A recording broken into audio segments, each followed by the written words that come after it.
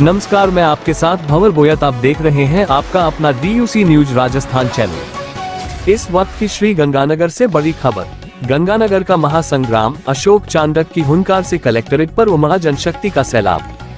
सरहदी शहर श्री गंगानगर की सड़कों ने आज वह ऐतिहासिक मंजर देखा जिसने सत्ता के गलियारों में खलबली मचा दी। वार्ड नंबर 34 और 1F छोटी में प्रस्तावित कचरा प्लांट के खिलाफ पिछले 10 दिनों से सुलग रही जन आक्रोश की चिंगारी आज एक प्रचंड ज्वालामुखी बनकर जिला कलेक्ट्रेट पर फूट पड़ी।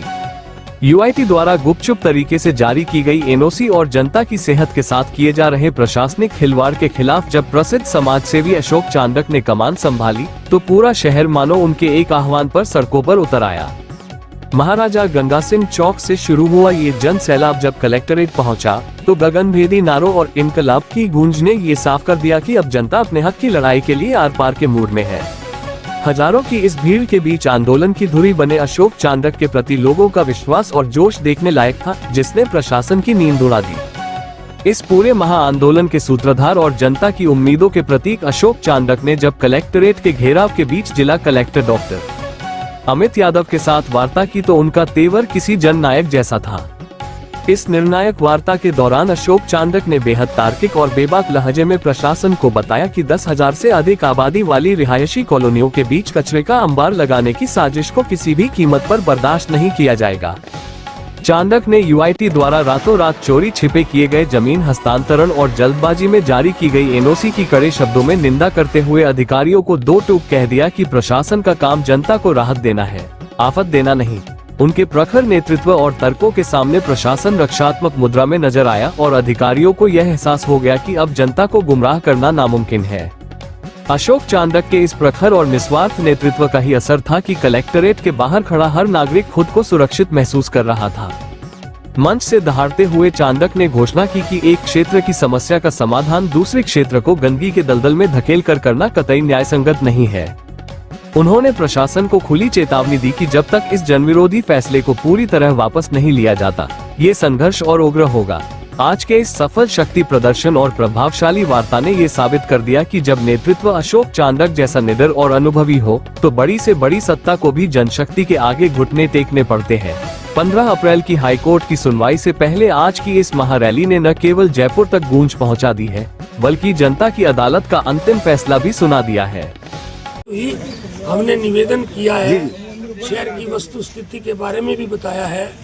कलेक्टर साहब का जो हमारा मुद्दा था उस मुद्दे में उन्होंने ये कहा है कि प्लांट लगेगा तो इसको ट्रांजिट पॉइंट जो शेड वाला है वो बनाएंगे। भी 2 ट्राली 1 ट्राली आई और डाल के चली गई। हम 4 बनाएंगे। तो मैंने कहा साहब आप 4 के टेंडर कर देना, 3 आप बना देना, चौथा हमारा भी बना देना, हमें कोई इतराज नहीं है, लेकिन हम कचरा नहीं डालने देंगे। तो बोला कचरा डालना होता तो हम डाल लेते। जहाँ तक प्लांट की बात है, मुझे नहीं लगता कि 5 साल से पहले प्लांट लगेगा। मैंने कहा साहब सारा शहर कचरे से भरा पड़ा है, 6 चेट की जो जगह है वो इसी काम के लिए ली गई है।